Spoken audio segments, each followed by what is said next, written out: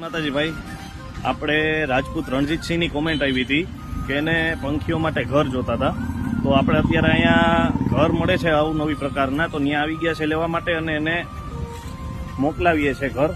આમાં પ્લાસ્ટિકના ઘર અમને મળ્યા છે, કેમ કે માટીના છે એ મોકલાવવામાં તૂટી જશે, પણ આ પ્લાસ્ટિકના છે એ મજબૂતાઈ છે અને પંખીઓ માટે લોંગ લાસ્ટિક રહેશે.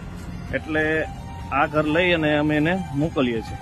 તો તમને પણ હું એક નમ્ર વિનંતી કરું કે સારા ઘર જો આવા જ્યાં મળતા હોય ત્યાંથી લઈ અને પંખીઓ માટેની વ્યવસ્થા કરજો, કેમ કે ઉનાળામાં એને સખત જરૂર હોય છે પાણીની અને એક તડકો ન લાગે એની.